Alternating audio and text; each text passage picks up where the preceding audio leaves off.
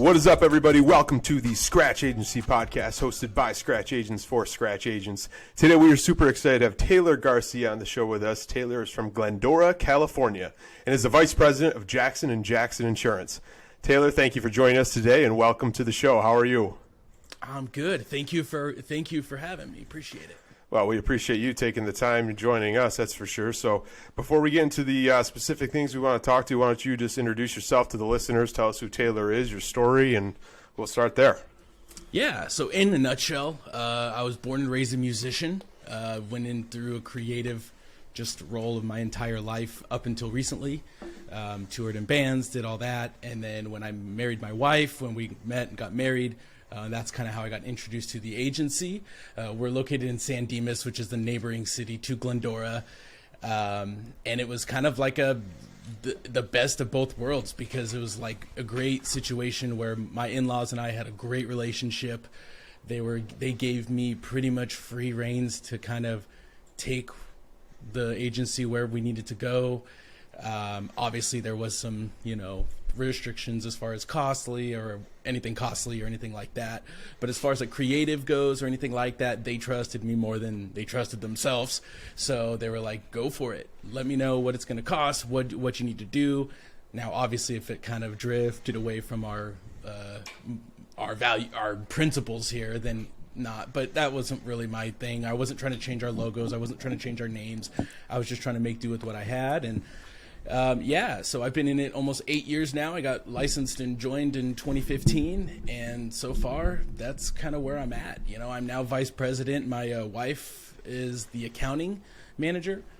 My father-in-law, Clark, is the chairman still. He is retired, but he's basically, he comes in just to chat, and we use him for his wisdom as far as like insurance knowledge goes. And then my mother-in-law is our HR, payroll, also shares the accounting roles with my wife. And then we have an agency. We have 12 people total, including all of us. Nice. Mainly property and casualty, probably 60% commercial, 40% personal lines. Yeah, I think that's awesome. So when you started in, I guess we can call it the family business, right? Yeah. What did you start doing? Were you doing personal lines only at first, or did you do a little personal and commercial, or was there a specific niche? We did not have a niche. We still really don't. I mean, we have some little niches within our agency, but really when I got hired, I wasn't licensed. So I was basically doing basic billing and filing and getting used to our system. We had applied TAM at the time, and I was just getting used to it. And then when I got licensed, they said, okay, great, here you go. Start selling commercial insurance. I knew nothing really about it. They kind of threw me into some trainings, but for the most part, it was like, you got to sink or swim. And I was 100% commission, just like go. And it really kind of got me running, because I was like, okay, I got to go call people. I got to knock on. I knew nothing about, like, I had no network or anything like that. Like, so I was starting off. And our city where we live is fairly small. I mean, for the most part, we're in California, so there's a lot of businesses, but our city is still pretty small. And so, ever since 2015, when I got licensed, I was purely commercial. I was purely just a commercial producer. Just until this last year, I added personal lines to my arsenal, I guess you could say. I started doing personal lines as well because we lost one of our agents. So I kind of like jumped in and said, okay, I'll start selling personal lines as well, which actually worked out better for my social media, because I was getting a lot of personal lines leads from social media. And it was hard for me to pass those to someone else, because a lot of those people wanted to work with me, So it was kind of like, okay, that makes sense. Yeah, I was just going to say, I think getting thrown into the fire when you're talking about commercial insurance, I think, I guess it's controversial, but for me, that's how I learned too. And I think it's a great way to learn. Like, you got to start somewhere, right? And I tell this story all the time about, I still remember to this day my first commercial appointment. And it was an auto repair shop, and I get there, I'm like 23 years old maybe. I know nothing, like full transparency, I know nothing about commercial insurance at this point. Right. So I get there, and I remember the owner telling me, just get a copy of the policy, ask these few questions, and then get out of there, you know? And I remember, say little, say very little. Exactly. And I remember getting there and asking the guy a few questions, and one of the questions was, hey, how much garage keepers coverage do you think I need? Do you have? And I remember his response being, how much do you think I need? And I was like, oh God damn it. As much as I can sell you. As much as I can sell you. I didn't even know. I just made up a number, which is the worst thing you can do. Sure. But yeah, I got thrown into the fire, punched in the face day one. But yeah, we've come a long way, that's for sure. Absolutely. And that was one thing that it was big on me, was just, throwing myself there. I had many of those meetings where I had no idea what I was doing, but I just wanted to get what they currently had. And then we had a team in the office, so I could come back to the people here that have done this longer than I've been alive and say, hey, I got the policies. Here's a filled out supplemental. What do we do? You know? Exactly. And that's kind of like where I started. But, you know, this is a random point, but the power in saying in those situations, hey, I don't know the answers to that, let me find out. Instead 100%. Of BSing your way through the situation, people can read through that. And I think there's a majority of people who don't, you know, maybe think that people can read through that. But to your point, Shawn, if you're in that situation, I'm not exactly sure at this time, whatever, how much I think you need. Let me talk to the people who, whatever, X, Y, and Z. I just think there's power in that. Taylor, backing up a little bit, I'm curious what your thought of the insurance industry was when you had the opportunity and your father-in-law said, hey, come on in to the insurance, you know, business that we have here and check it out. Because I think from the outside, and Shawn and I talk about this a lot, insurance may not be viewed as the sexiest industry in the world.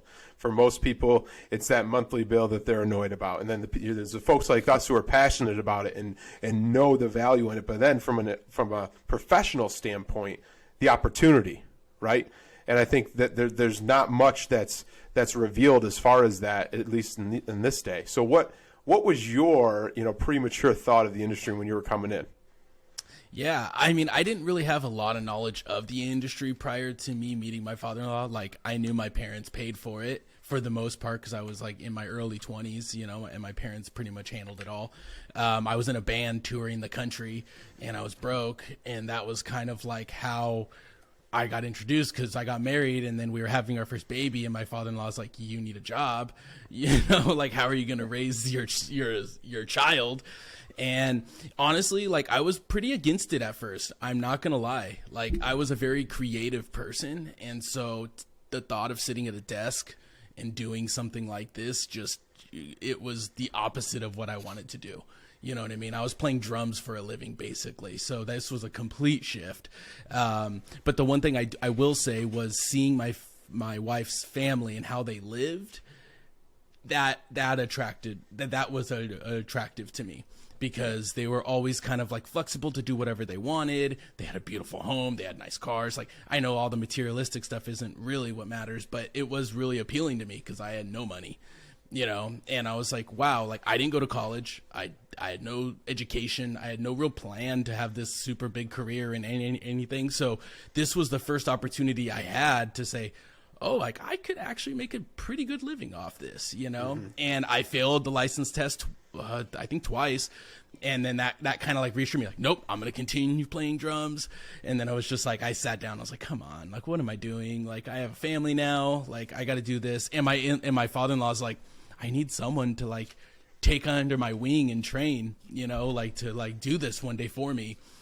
And my wife's like, why don't you just do it? Like, this could be a great opportunity for us. And so I did. And they've been nothing but supportive ever since. And they're like, who knew, Taylor, you'd be so passionate about it now? And that's all you talk about all day, every day on social media or whatever it is. And I'm like, never would have guessed. Like, I think one thing to take away from there is you said, I saw the way they were living, right? I think that's so interesting because I came from a family business of insurance. I knew how to spell insurance in diapers, right? A long history in the family. But Shawn, your exact experience was Taylor's. You ran into this guy who was an insurance agent. You saw his cars, you saw his house, you saw his lifestyle. You're like, well, let me drink some of this Kool-Aid, and here you are.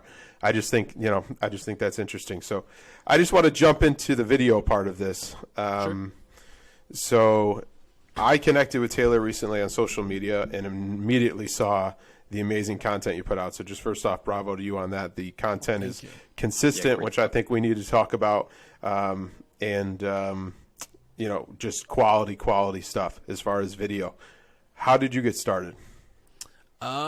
It was a weird start. I mean, I started on YouTube. Like, I'd post a few random videos from my phone. Like, I had no camera really at the time, and I would just film, like, what is general liability insurance, or, like, 5 ways group benefits can benefit your business. You know what I mean? And I did a few of those when I first started, and my father-in-law was like, don't waste your time on this. Like, I don't know why is this going to even work? Like, and he wasn't like trying to put me down, but it was at the same time, like, he saw me putting a lot of effort into it. And for whatever reason, like, that's how my brain works, was like, I'm not the guy to sit on the phone and cold call. Like, if I can do something with my creativeness, like, that's going to be how I do it. And so, again, like, I tell a lot of people, because I get asked a lot about, like, what camera should I get or whatever, and I'm like, I didn't have a camera for a while. Like, I just used my phone, and they weren't very great, and I bought a kind of a crappy camera, and then it just kind of got bigger and bigger. And then, of course, I'm very passionate about, like, photography and that kind of stuff. So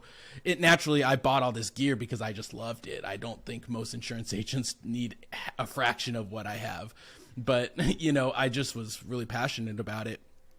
And I went through spurts of not being consistent, to be honest. Like, I went through times of, like, not posting at all for 6 months because I was just, like, discouraged a little bit, man, like, it's not doing me anything. I'm getting very little views. It's not even getting me any leads. Like, why am I even wasting my time? And so I have gone through those spurts, but that's kind of how I started, was just literally a phone in my office. And you could kind of go back and see some of them. I was fairly young, and it wasn't great, But, and at the time, Instagram and all them, like, all those social media platforms, like, they were mainly photos, So, like, I didn't really have them to post videos on. It was mainly YouTube. So is there a platform you focus on the most right now? I'm assuming Instagram. Yeah, I like Instagram. I like their platform. I like the short form content most.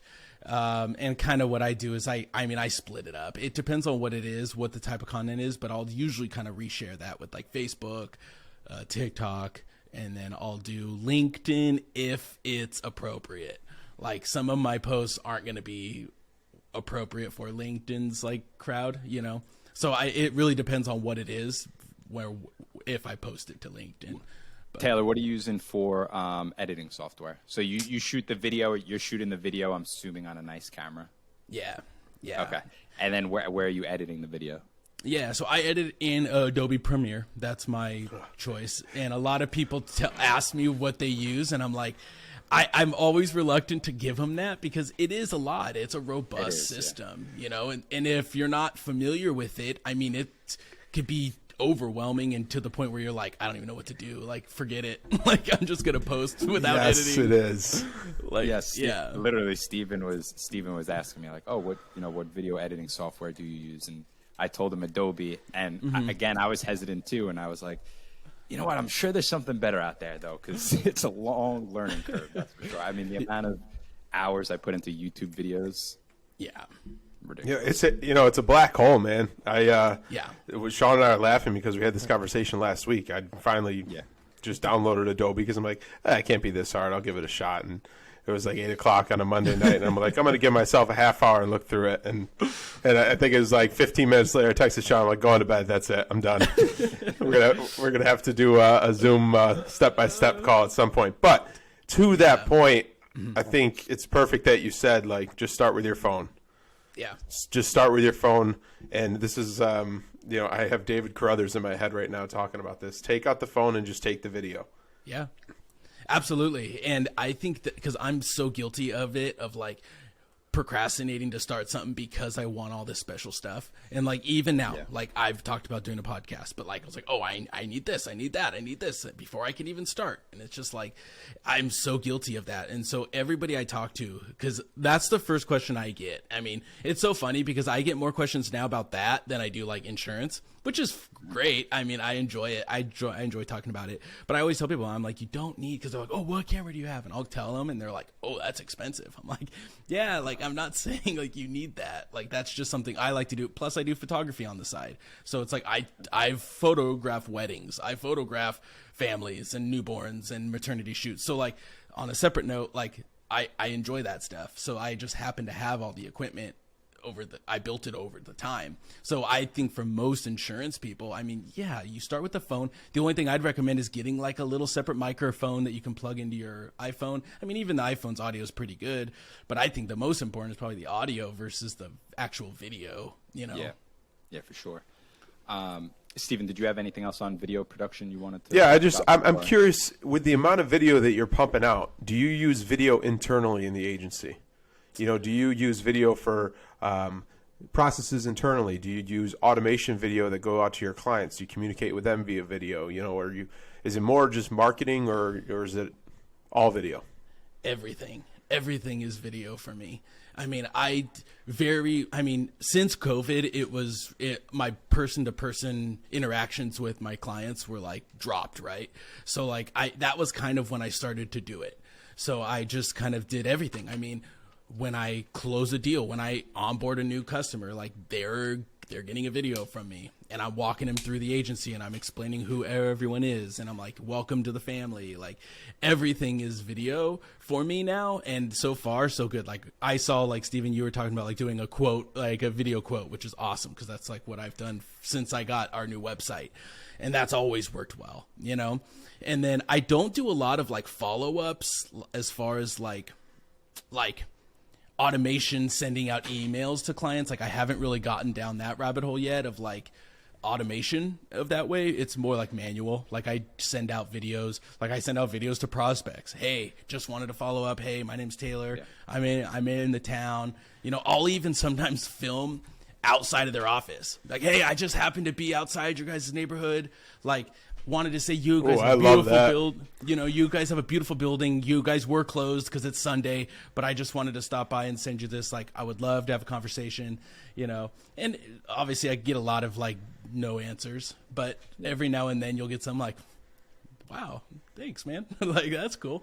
So yeah, so videos throughout the whole office, and I'm the only one that does it. Nobody else wants to be on video in our office, nor do I make them. Like, I get it. They like are petrified by it, and like, that's fine. You know, even my wife, like, she will be more, but at the same time, like, she doesn't want to do it. And most of our producers don't. And I don't make them. I always tell them it could help, but if they don't want to, then okay, maybe calling or maybe writing or maybe doing something else is better for you. You know what I mean? Yeah. Taylor, what's the biggest benefit you've seen from posting consistently on social media? I think it's the people or the network that I've grown. You know, it's conversations like this. Like, I would have probably never met you guys if I wasn't posting anything, or, you know, and stuff like that. I think I've met a lot of very nice people, especially in the insurance industry, you know, not only just clients, like, or prospects. Like, I've met a lot of insurance people from it, and yeah, and I just love, because I can love sharing my passion with it and kind of help out where I can. And yeah, and actually what I've found too is when I do get a prospect who calls that has watched a bunch of my videos, they're like super friendly to me. Like, Taylor, it's just so great to hear from you, you know, and they like feel like they're my friend already. Because it's a feeling of like they've almost already met you, right? It's a very interesting thing. I've had an experience similar locally. Where I went to a chamber event with someone I've never met in person, and they came right up to me and were like, hey, I love what you're doing on LinkedIn with the videos and stuff like that. Yeah. And I mean, I'm maybe one a week. I'm not as consistent as I'd like to be, right? Sure. But I think it ties into like the brand you're building, and it's a different type. That post I did yesterday that I think you're referring to, Taylor, about the client experience, maybe that was today. Yeah. But using quote vids, and I talked about how it gives an opportunity to feel like you're sitting at the kitchen table with someone and still have that personal interaction with them, but in the 2022 era, right? Like, we're still being able to sit down and say, Mr. and Mrs. Smith, this is why I think you need X, Y, and Z, or this is, and it builds that relationship. So that's what I think is super unique and special about video. Oh yeah, absolutely. And I get more comments like anywhere I go, whether it's not like tooting my own horn, but it'll be like, I go to a chamber event, or I'll go to even like a family function, and they're like, Taylor, I saw your video on the homeowners about this. Like, that was awesome. I had no idea that was a thing, and I'll be like, yeah, well, I'm glad I could help you. You know what I mean? And maybe they're not my client, and I'm like, okay, like maybe it's a family friend, but they saw that and they're like, oh wow, like you taught me something that I had no idea about. You know what I mean? Yeah, and guess what? Now you're top of mind if something ever does happen, or Bingo. you come across purchasing a new house or whatever, they're going to reach out to you. Absolutely. And it's been doing me well so far. Yeah. And the other thing is the consistency. That part's hard, is just having the grit to do it. Yeah. Taylor, I wanted to switch things up a little bit and talk about how to make a family agency work, right? Okay. I'm not one to be in position to talk about how to make it work because I didn't make it work. Yeah, I'm out on this one. What I would say was my biggest lesson from it, right, is I think that, and it sounds so simple, right, but communication is key. I think it sounds like such an easy thing. I know. But a lot of people don't do it. So I'm just curious from your end, because you seem like you like where you're working. You seem happy. It seems like everyone's getting along. So how do you make that work? Yeah, I mean, I guess I was lucky in a sense that my in-laws were very open to change, because I hear a lot of times the biggest problems are the dad or the uncle or whoever it wasn't open to adapting something new or whatever it was. I always had the luxury of them being very open. There were a few things that they turned down because they didn't like it or the cost of it or whatever it was, but for the most part it was very just easy for us, and my wife is like best friends with her family, so we're always with them. I mean, it was just, it's one of those things. Now, there are times, of course, we're family and we argue a little bit and we do that, this and that. But for the most part, it is the communication. I talk to them constantly, and I'm like, hey, like I see, because it's hard with them now because they don't do the day-to-day operations anymore. So they're not really seeing where we're struggling.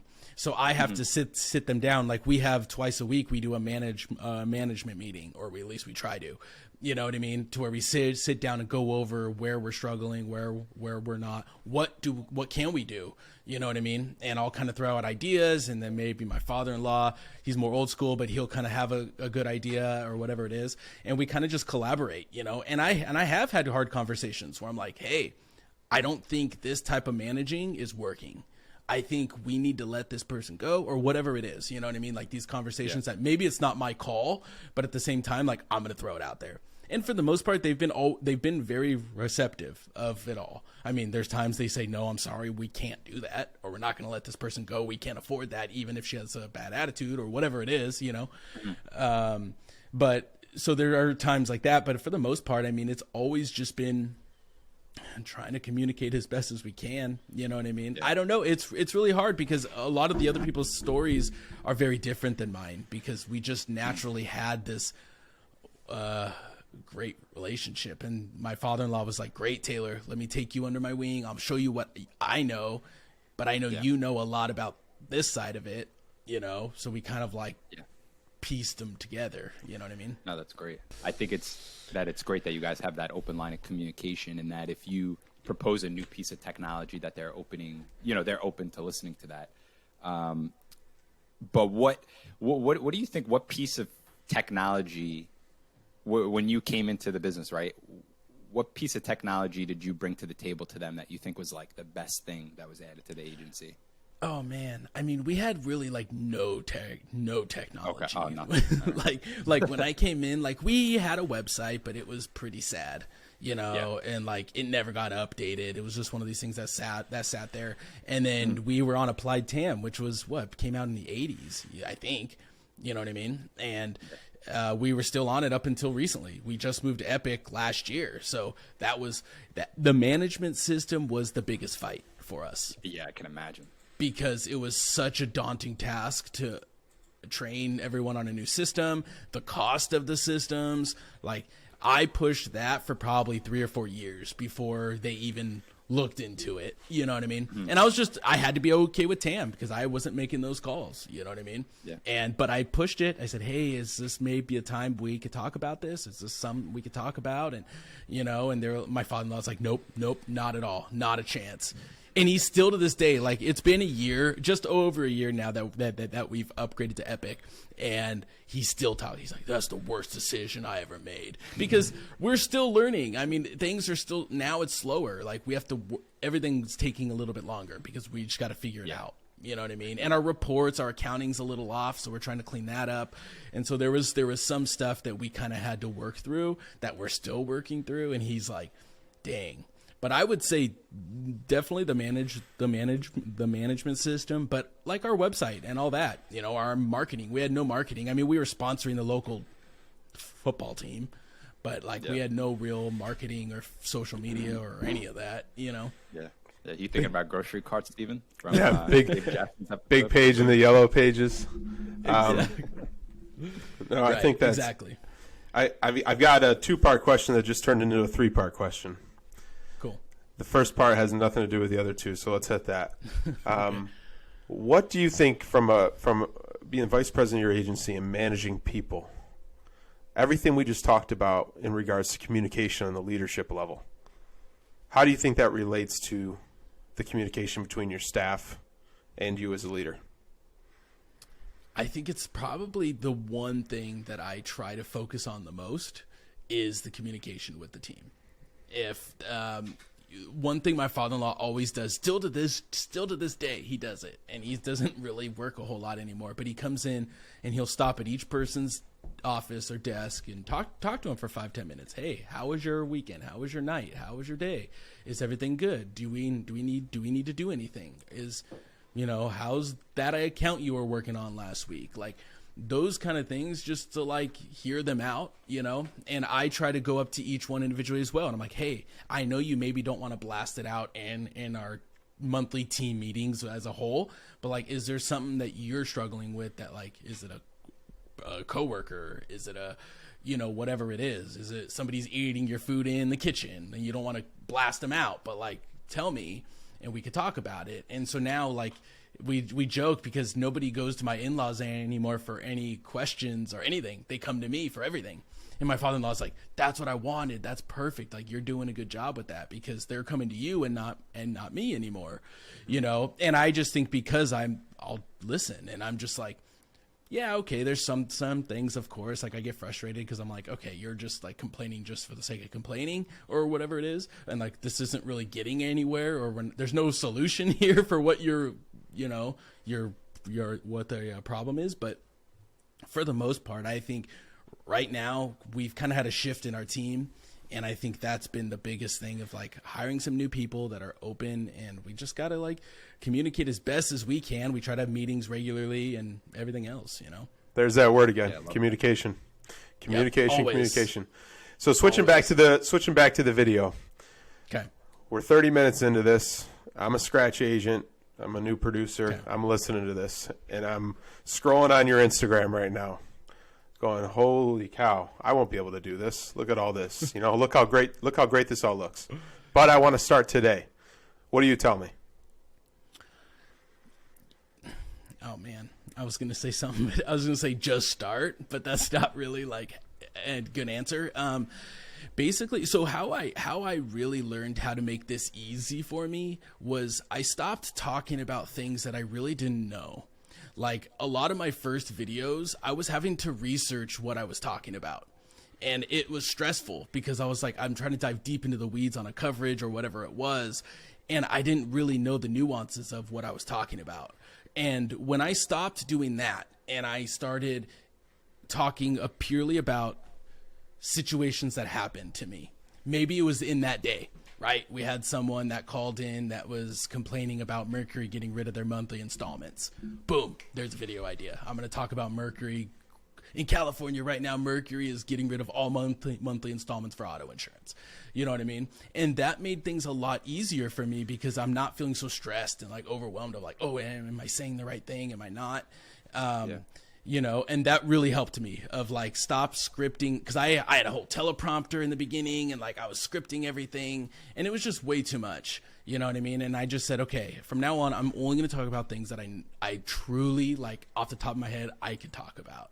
And that really helped. And so I would just, if I was starting, like, over, like, today, I would go through and say, okay, what is my target audience? And I would kind of go through and say, okay, if it's food trucks, let me talk about everything there is about food truck insurance. You know what I mean? That I know about, or maybe you have to research a little bit, of course. But, say, hey, when it comes to your food truck insurance, you want to make sure this, and this. Or when it comes to, when you hire your first employee, like, you want to make sure that this is the case, Like, when I started doing personal lines, I was like, okay, what can I talk about homeowners insurance? So I was like, well, a lot of these carriers don't like dogs. So let me talk about a list of the dogs that carriers don't like. You know what I mean? And it was just a matter of coming up. What I do is I come up with a big list. Whether it's at night or whenever you have time, I jot down ideas, or at the end of the day, I'll be like, oh, you know what? I had that client that talked about this. That was a great idea for a video. And like the biggest thing I had to do was get out of my own head and just like, is this a good video? Is this like, the only thing I have to make sure is I'm saying the right things. I don't want to say it's covered when it's not or whatever. But for the most part, like insurance videos aren't going to do super well on social media. Like, I'm not expecting 1 million views on why dog bites, are covered or whatever it is.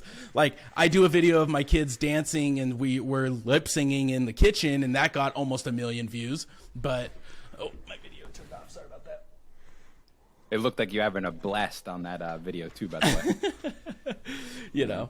But that's kind of where I would start as a scratch. Just really just dive in short topics, and that's really, it's easy because you don't need to dive deep into this 10-minute like thing about homeowners. You could pick out a little piece and throw it out there, and it really helps. So have you gotten a lot of business from the posts? Surprisingly, yes. And surprisingly, mostly from TikTok. Weird. I know, like I have gotten some from Instagram as well, but it's mainly been TikTok. That list of dog breeds, that dog bite, when I talk about that one, I probably got 6 or 7 people that called for homeowners because they had a similar claim recently, or they had a dog in that list. And they were like, I was wondering why my homeowner, nobody would want to insure me for that. Like, and I'm like, yeah, like certain carriers don't like certain dogs, And so it's not enough to live on. Like, I'm not saying I'm like, that's all I'm doing. You know what I mean? Like it's sporadic. It helps when it comes in, but for the most part, like I've probably, in like any given month, it's probably like 4 to 5, maybe 6 that I get so far, and I look and I'm like, each video is getting 200 views. I'm like, it's not a lot, but it's something, But if you had the opportunity to talk about that in a room of 200 people, would you take it? Absolutely. Absolutely. 100%. That's the thing. That's the big thing. You put that video out there, you don't know who's watching that video. You don't know who's listening to this podcast. Like, It's consistency and staying at top of mind. One thing I want to say, and I can't remember if I shared the story in this podcast already, but my first video was 3.5 minutes long.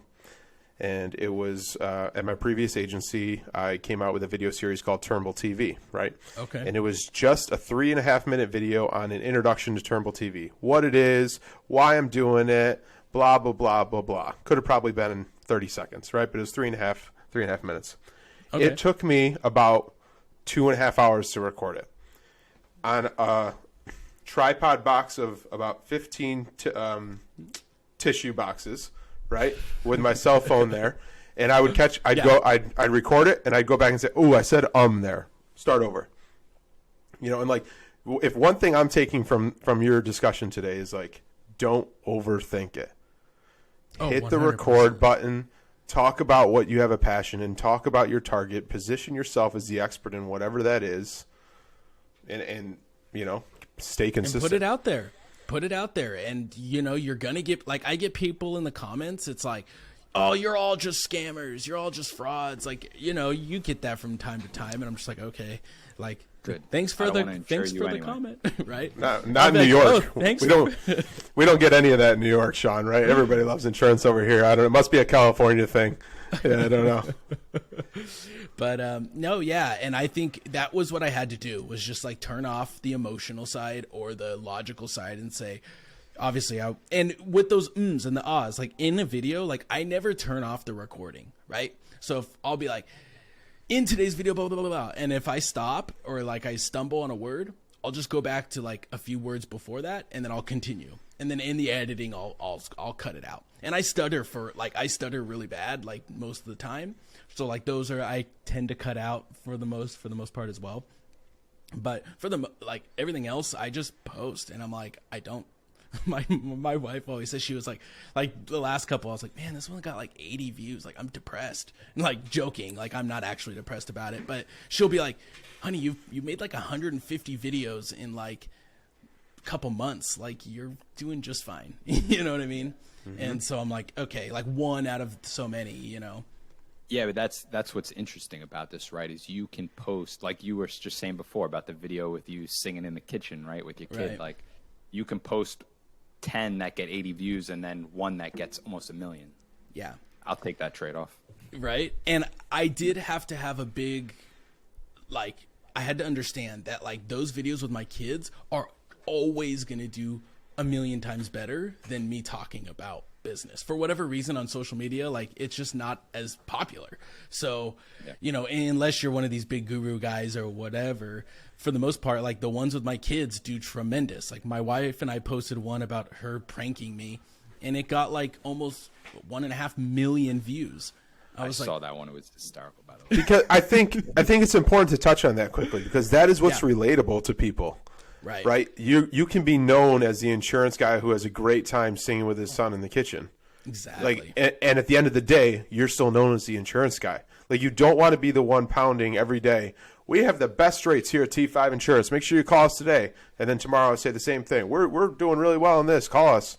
Instead of just, hey, today in the office we had this situation. Somebody might be able to help from this. This is what happened, and here's how we were able to help. If you know anybody who needs that, let us know. You're solving a problem.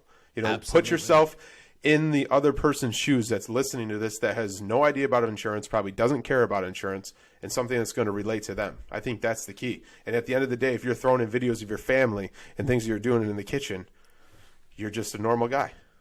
Right. Yeah, a normal family guy having a good time. Right, absolutely. And that was one thing I had to recently do, because I had separate pages. I have separate Instagram accounts. I had my Insure with Taylor, and then I had my personal account. And I've had a really hard time blending the two, because it was like the people that follow me for me singing with the kids in the kitchen don't necessarily want to hear me talk about homeowners insurance. But I have to force myself to just say, you know what, it's got to be one. I can't keep separating everything, because it just doesn't work. It's really stressful, And so, yeah. I know we're running a little over on time, but this is a good discussion. I want to just ask one more thing here. Yeah, sure. Talk about, to the people, and if you had your own experiences in this, touch on this, but the people that listen to this and like, I don't have the problem executing. I don't have the problem being consistent with something. I'm just uncomfortable. I'm uncomfortable with myself on camera. I'm uncomfortable with myself on video. Am I saying the right things, this and that?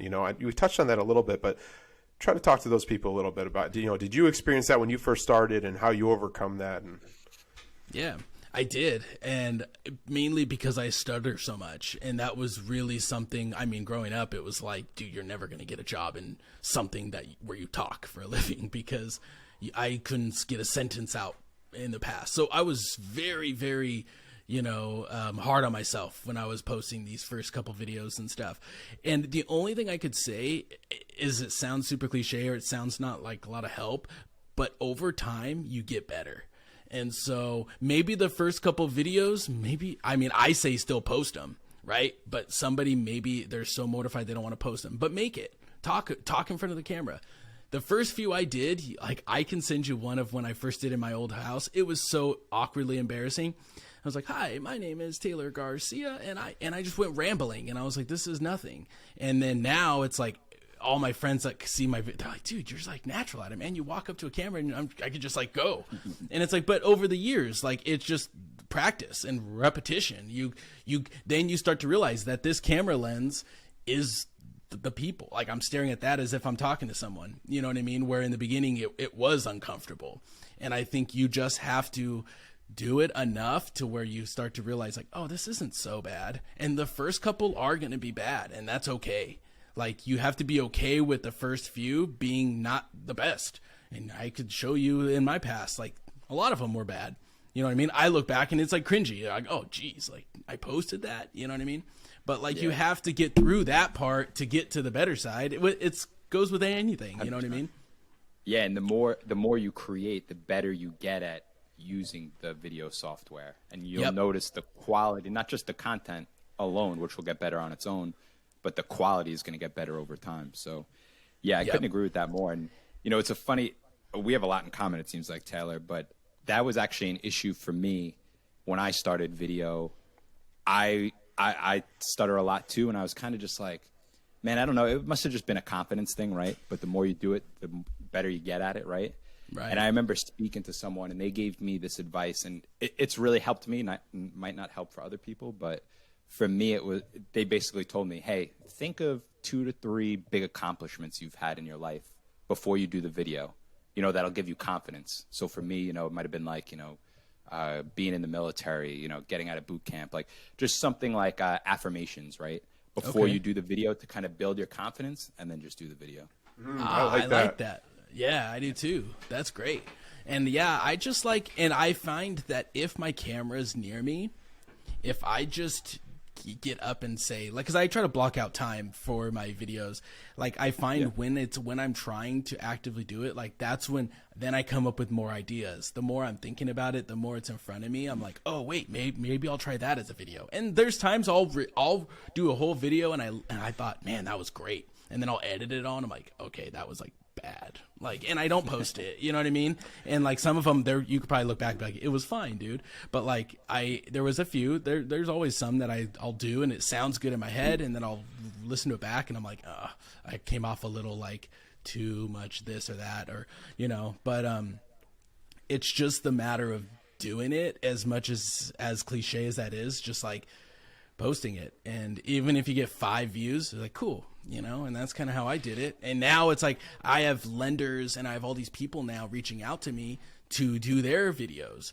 And, you know, not only am I trying to build their referral partners and stuff, but they're like, can you just film me? And I'm like, I'm not in that business of like being your videographer. But at the same time, like there has been a handful of them that I am really close with that I'll say, okay, I'll film. Like there's one, Cody, my good friend Cody. I go to his office about twice a month for about 2.5 hours, and I film about 20 videos for him. And we knock them out, and then he'll give me 10, 15 homeowners that month. You know, and I'm like, sweet, or whatever it is, 5, 10, or however many he had that month, you know, his office. And I'll be like, sweet. Because I told him, I was like, I'll do this, but in exchange, like, I would like to be your preferred person, you know? And he was like, sure, man, absolutely. So now I'm getting his colleagues or his people in his industry are seeing him and are like, hey, who is doing your videos? Like, you know, and he's like, call Taylor. And I'm like, awesome. Okay, now I'm like going into a whole new business model here. But I think that's an interesting opportunity because I remember I think Bradley Flowers did that too and probably still does it. But set up like a studio for people to come in, and if they just wanted to, you know, not to say that you have to sit there and do the whole thing, but provide an area for them to get started. And I think that's a great opportunity. We want to wrap this up here. So one last question for you that I want to just touch on that you touched on. Time blocking for the videos. Yeah. Tell us what that looks like for you. Yeah. So it really comes in waves. Like a lot of times what I try to do is say I'll come in on a Saturday morning. And I'll block out from 7 a.m. to about 10. And so by the time I get done, my wife's just waking up, the kids are just getting up, and I've done 20 videos. You know what I mean? And they're good for that next week. Now, there are times that I do them throughout the day, you know, like when I have a downtime at work, like I'll come up with an idea. I'm like, cool. I'll put it in my Teams chat to the whole office, like in a meeting. You know what I mean? And I'll close my door and I knock out maybe 1 or 2 that I had an idea on that day. So it really I do it both ways, but I try to do it where, on a weekend or evening, after the hours, then my wife will take the kids home and I'll kind of stay from like 5 to 7 and knock out a few there. But I try to at least, for me, I do 1 a day at least. So like I'm posting something every day, or at least I try to. So I like to have some backlog so I can go through them and say, oh, what do I want to post today? And sometimes I'm posting old ones. I'll repost one that I posted 3 months ago because, you know what I mean? And so if I don't have anything that day or whatever. So that's kind of how I do it. I try to time block at least an hour or 2 after hours on the weekends or whatever. That seems to work the best versus like doing it throughout the day because, as we all know, our days kind of get hectic. So, and then it's easy to just say, oh, I'll just do it tomorrow. You know what I mean? So. Yeah. Well, great. Shawn, you got anything before we wrap this up? No, that's it, man. It was awesome to finally get to meet you and connect with you, and I look forward to seeing more of your videos, man. Well, I tell you what, everybody, if you didn't get any value from that, you got to replay that episode because, Taylor, I appreciate what you're doing. You're really paving the way for the video game in our industry. I really appreciate connecting with you. I appreciate you taking the time to join us here on the Scratch Agency podcast. For people who want to get in touch with you, maybe want to reach out about this or just follow along, what's the best way to follow your journey and be in touch with you? Yeah, so you can follow me on Instagram. I have my 2 pages, but my main Instagram is just at Taylor J Garcia. That's going to be my main Instagram account. You can find me on all the other socials at the same, And yeah, you can follow me there. DM me if you have any questions. I'm more than happy to jump in and help anyone with whatever they need as far as video or anything like that. And thank you guys for having me on. I really do appreciate it. And I hope I can come back on again in the future. Absolutely. We look forward to having you. All right, everybody, that's another episode of the Scratch Agency podcast with Taylor Garcia from Jackson & Jackson Insurance. Thank you for joining us today. Do us a favor, like the show, share the show, and subscribe. Most importantly, remember to dig down deep, believe in yourself, and own your own future. We'll see you next week. Take care. Thank you so much for listening or watching that episode of the Scratch Agency podcast. We really hope you enjoyed it, and we hope to see you next time. If you have any questions, you could reach out to myself or Steven on Instagram or LinkedIn, and we'll see you next week.